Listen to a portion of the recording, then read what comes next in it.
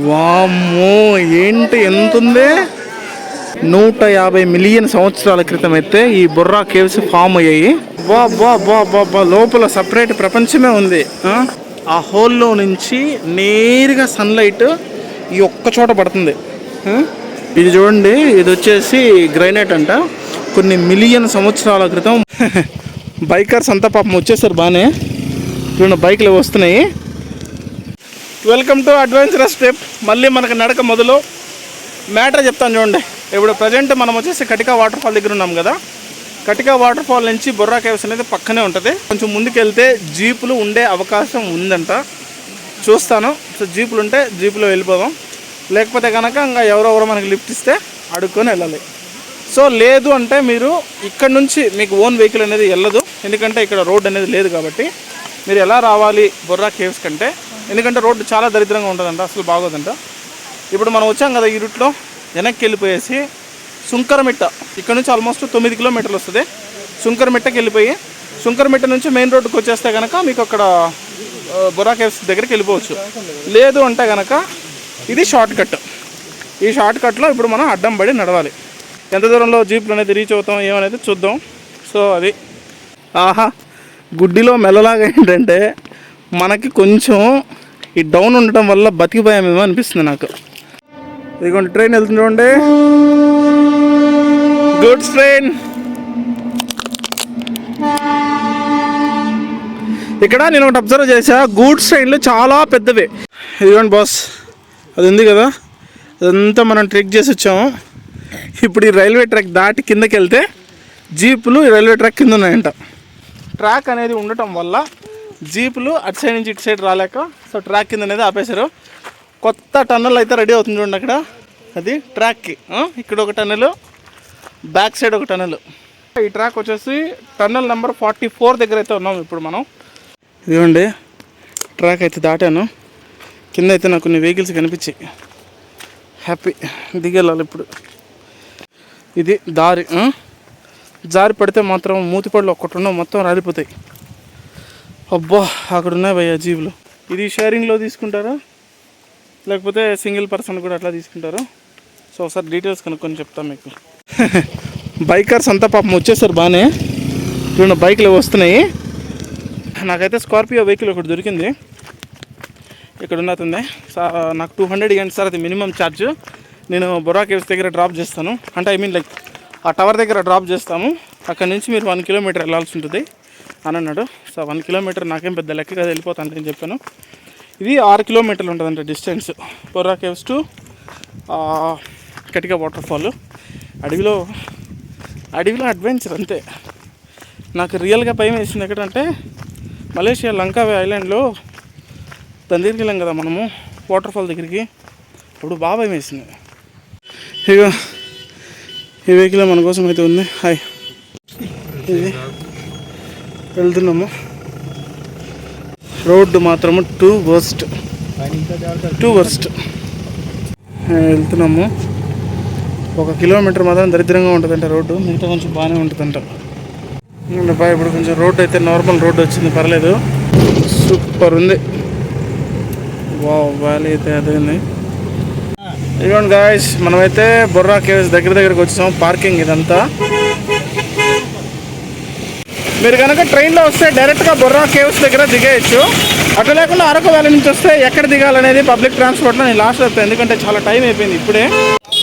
ఇక్కడ మీరు ఫుడ్ ఏం చేస్తారంటే, మీరు రైల్వే స్టేషన్లో దిగినా లేకపోతే మీరు ఇక్కడ డైరెక్ట్గా వచ్చినా ఫస్ట్ ఫుడ్ ఆర్డర్ చేసేసి మీరు బొర్రా కేవ్స్ చూసిరండి. సో మీకు ఎట్లా లేదన్నా బొర్రా కేవ్స్ చూసి రావడానికి 1.5 hour పడుతుంది. మీరు వెళ్ళి వచ్చే లోపల ఫుడ్ రెడీ అవుతుంది అనమాట. సో అప్పుడు తినేయచ్చు. ట్రైన్లో కనుక వస్తే వీళ్ళు రైల్వే స్టేషన్లోనే మిమ్మల్ని అప్రోచ్ అవుతారు. అక్కడ ప్రైజెస్ చూసి మీకు ఏది కనుక బెస్ట్ అనిపిస్తే వాళ్ళ దగ్గర ఫుడ్ తీసుకోవడానికి ట్రై చేయండి. ఆదివారం కదా, ఫుల్ క్రౌడ్, మామూలుగా కాదు. మ్యాటర్ చెప్తాను చూడండి. మనం వచ్చేసి బొర్రా కేవ్స్ దగ్గర ఉన్నాము. వర్కింగ్ అవర్స్ వచ్చేసి మార్నింగ్ 10 AM నుంచి ఈవినింగ్ 5 PM వరకు ఉంటుంది. ఈ మధ్యలో 1 to 2 వచ్చేసి ఇది లంచ్ టైం. సో అడల్ట్స్కి వచ్చేసి 80 రూపీస్, చిల్డ్రన్స్కి వచ్చేసి 60 rupees up to 5 to 12 years. So ఇంకా సెల్ కెమెరాకి అయితే నాకైతే ఏం తీసుకోలేదు, వీడియో కెమెరాకి అయితే 100 రూపీస్ అయితే మనం పే చేయాలి. ఇది Borra caves entrance. Baggages are not allowed. ఇది ఎంట్రన్స్. టికెట్ చెకింగ్ అయితే అయిపోయింది. మనం లోపలికి వెళ్తున్నాం. ప్రతి చోట పాదయాత్రే. అక్కడ ఒక రివర్ ప్రవహిస్తుంది కదా, ఆ రివర్ అయితే బాగా గుర్తుపెట్టుకోండి. దీన్ని గోస్తాని రివర్ అని పిలుస్తారు. ఈ రివర్కి బొర్రా కేవ్స్కి చాలా దగ్గర సంబంధం ఉంది. నేను లోపల ఎక్స్ప్లెయిన్ చేస్తాను మీకు. చూడండి ఇదంతా కూడా గోస్తాని రివర్. వామ్మో ఏంటి ఎంత ఉంది. 150 మిలియన్ సంవత్సరాల క్రితం అయితే ఈ బొర్రా కేవ్స్ ఫామ్ అయ్యాయి. 150 మిలియన్ సంవత్సరాలు అంటే ఇంకా అర్థం చేసుకోండి. 1 మిలియన్ అంటే 10 లక్షలు. లోపలికి వెళ్ళి ఇంకా చాలా విషయాలు అయితే తెలుసుకుందాం.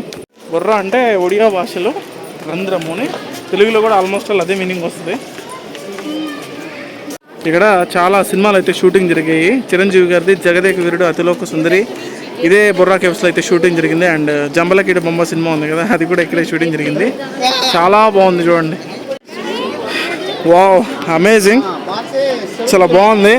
కేవ్స్ లోపల లైటింగ్ కూడా పెట్టారు. 2 సార్లు అరకు వస్తే 2 సార్లు తప్పించుకుంది బొర్రా కేవ్స్. 2 సార్లు వస్తే 2 అటెంప్ట్లలో తప్పించుకుంది. ఈసారి తప్పించుకోలేకపోయింది. సో పట్టి వచ్చా. ఇదిగోండి.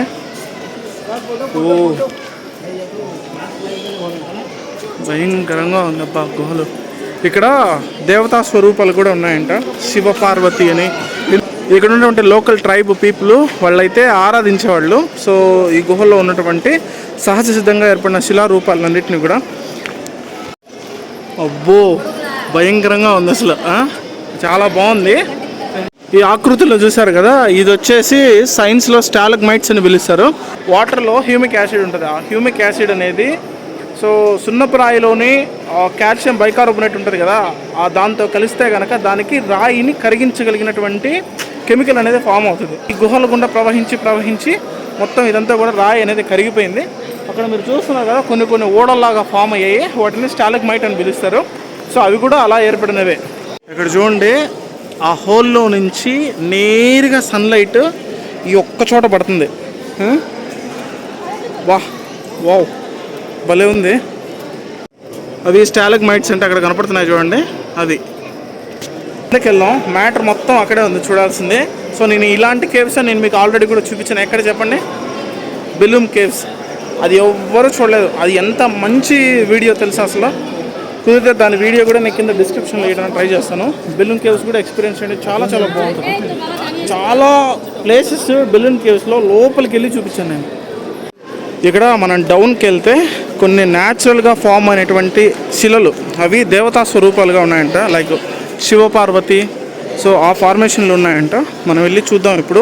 ఇక్కడ చూడండి, ఇక్కడ మీరు క్లియర్గా అబ్జర్వ్ చేయొచ్చు. కొన్ని మిలియన్ సంవత్సరాల క్రితము వాటర్లో ఏర్పడినటువంటి కెమికల్ రియాక్షన్ వల్ల వాటర్ మొత్తం ఎలా రాయిని కరిగించుకు తీసుకెళ్ళిపోయిందో, సొరంగంలాగా మార్చేసిందో. ఇది చూడండి, పైన కూడా చూడండి.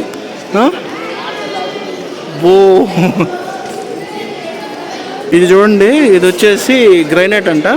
కొన్ని మిలియన్ సంవత్సరాల క్రితం భూమి లోపల టెక్టానిక్ ప్లేట్లలో ఏర్పడినటువంటి రియాక్షన్స్ వల్ల, తీవ్రమైన ఒత్తిడికి గురయ్యి విపరీతమైన టెంపరేచర్స్ వల్ల ఇట్లాంటివన్నీ కూడా ఫామ్ అవుతాయంట. చూడండి అసలు ఒరిజినల్ ఇది భూమి లోపల తనలో దాచుకొని ఉంటుంది అన్నీ. చూడండి అసలు ఇది క్రొకడైల్ దీనిలాగా ఉంది. కొంచెం క్రొకడైల్ లాగా కనిపిస్తుంది, కొంచెం కప్పలాగా కనిపిస్తుంది ఒక్కొక్కసారి. చూడండి అక్కడ వాటర్ పడుతుంది. ఇదంతా కూడా స్టాలగ్మైట్. ఇది స్టాలగ్మైటా అనేది నాకు కరెక్ట్గా అర్థం కావట్లేదు. నేను స్టాలగ్మైట్ అనుకుంటున్నాను. If I'm wrong please correct me. ఇక్కడ చూడండి, శివపార్వతులు అని పిలుస్తారు. ఆదిమవాసులు పూజించేవాళ్ళంట. ఇక్కడ చూడండి, శివలింగం పైన వెట్టుంది. ఇక్కడ చూడండి, శివలింగం పైన వెట్టుంది.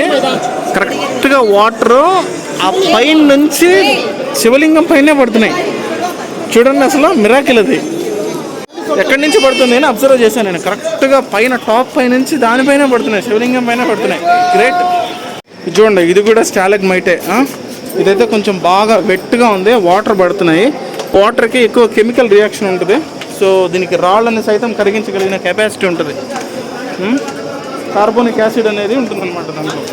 ఇక్కడ ఇంకో విషయం ఏంటంటే, the anthropology department of Andhra university వాళ్ళు ఇక్కడ ఎక్స్కవేషన్ చేసినప్పుడు, అంటే తవ్వకాలు జరిపినప్పుడు సుమారు 50,000 సంవత్సరాల క్రితం నాటి రాతి పనిముట్లు దొరికాయంట. సో సో 50,000 సంవత్సరాల నాటి క్రితం రాతి పనిముట్లు అంటే అది మధ్యయుగం నాటి రాతి పనిముట్లు అవి. తర్వాత దీని మీద చాలా రకాల సైంటిఫిక్ రీసెర్చ్లు థియరీస్ అన్నీ జరిగాయి. అండ్ రెండోది ఏంటంటే ఇక్కడ ఉన్నటువంటి లోకల్ ట్రైబ్ ఎవరైతే ఉన్నారో వాళ్ళు కూడా ఈ గుహల్లో కొద్ది రోజులు అయితే నివాసం ఉన్నారంట కదా. అదంతా కూడా లైమ్ స్టోన్. ఇది చూడండి, అసలు వైట్గా ఉంది, మొత్తం వాటర్ పడుతున్నాయి ఇప్పటికీ. ఇక్కడ నుంచి మొత్తం ఒక లేయర్ ఫామ్ అయిపోయింది. చూడండి వాటర్కి ఎంత కెపాసిటీ ఉందో, అది కెమికల్ రియాక్షన్ అయిన తర్వాత ఎంత పవర్ఫుల్గా ఉన్నాయి చూడండి వాటర్. అదంతా కూడా వాటర్లో ఉన్నటువంటి సున్నం అలా ఫామ్ అయిపోయింది చూడండి మొత్తం. అది వచ్చేసి ఆ మొమెంటము అక్కడ ఉంది ఒక శిలాపలకము, దానిపైన ఎగ్జాక్ట్గా ఈస్ట్ కోస్టల్ రైల్వేస్ వెళ్తుంది. అంటే మనం వచ్చాం కదా Vizag to Araku Kirandul passenger దీనిపైనే వెళ్తుంది. అక్కడ చూడండి కేవ్ అసలు ఎలా ఏర్పడిందో, భయానకం. నేను ఆ పైన గుహలో ఫామ్ అయినటువంటి శివలింగం ఉందంట, చూడడానికి వెళ్తున్నాను. తీసేసి వెళ్తున్నాను. కొంచెం ఏంటంటే స్టెప్స్ బాగా వెట్గా ఉన్నాయి. నా బ్యాక్ సైడ్ చూస్తున్నారు కదా, స్టెప్స్ అన్నీ కొంచెం వెట్గా ఉన్నాయి. చూసుకొని రండి కొంచెం. ఇదిగోండి అక్కడ ఆ నాగ ప్రతిష్ఠ ఉంది కదా, ఆ నాగలింగం ఉంది కదా, అక్కడ నాగేంద్రుడు చుట్టుకొని ఉన్నాడు కదా, అది మెయిన్ శివలింగము. హైలైట్ ఉందండి. లోపల మాత్రం చాలా బాగుంది. నా వెనకాలే ఉంది కదా అక్కడ చిన్న జ్యోతిర్లింగం లాగా ఉంది. ఇక్కడ విషయం ఏంటంటే చాలా స్టీప్గా ఉన్నాయి స్టెప్స్, కొంచెం చూసుకొని ఎక్కండి. ఐరన్ అది కాళ్ళకు తగులుతుంది.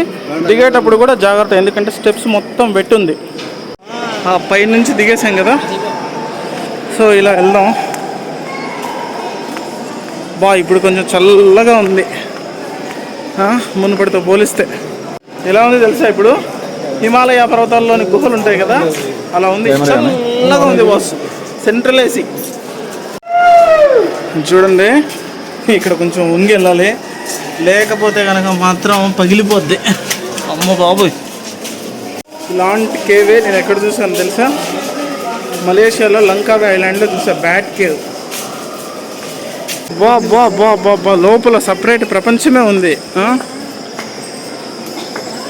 వండర్ఫుల్.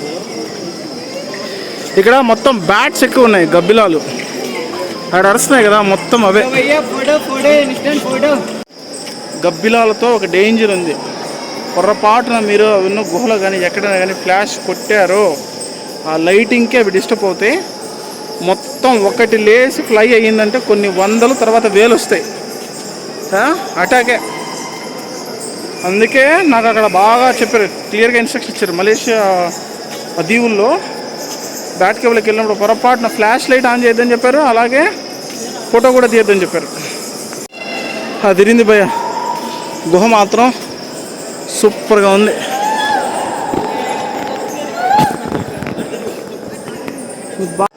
ఇది కూడా స్టాలగ్మైటే, చూస్తున్నారు కదా ఎంత కూడా వైట్ కలర్ లైమ్ స్టోన్ లాగా ఉంది. స్టాలగ్మైటే ఇది కూడా. ఇది ఎండింగ్ పాయింట్ బుర్రా కేవ్స్కి. ఆల్మోస్ట్ ఇప్పుడు మనం లోపల ఒక 700 మీటర్స్ వచ్చాం, అంటే నియర్ బై 1 కిలోమీటర్ దాకా వచ్చాం. అద్భుతం, మహా అద్భుతం అసలు. బ్యాక్ సైడ్ ఒకసారి చూపిస్తాను చూడండి వ్యూ. వావ్, ఇదంతా కూడా స్టోను కొన్ని మిలియన్ సంవత్సరాల క్రితం వాటర్లో తర్వాత లైమ్ స్టోన్లో ఉన్నటువంటి కెమికల్ రియాక్షన్ వల్ల ఈ రాయి కరిగిపోయి ఇలా ఫామ్ అయిపోయింది. వాటర్ ప్రవహించడం కూడా కొన్ని మిలియన్ సంవత్సరాలు ప్రవహించాయంట ఈ భూమి అంతర్భాగంలో.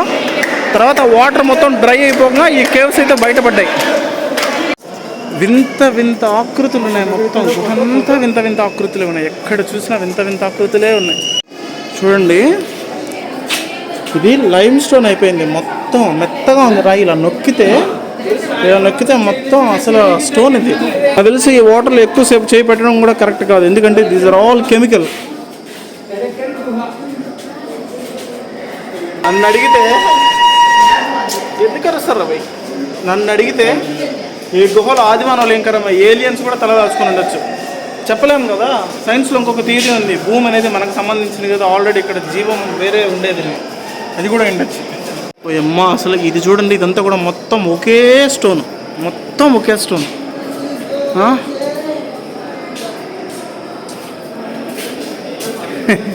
కెమెరాలో పట్టించలేకపోతున్నా దాన్ని. ఇది మెత్తగా ఉంది స్టోన్, ఇక్కడ నొక్కితే కొంచెం స్మూత్గా ఉంది. ఘనీభవిస్తున్నాయి ఇవి ఇప్పుడిప్పుడే. సాగు తీరిపోయింది, నేనైతే ఫుల్ పసక్. సో చెప్పాల్సిన మ్యాటర్ కూడా ఉంది. Let me relax for a while. లోపలైతే నాకు ఆక్సిజన్ ప్రాబ్లం కానీ అట్లాంటిది ఏమి అనిపించలేదు.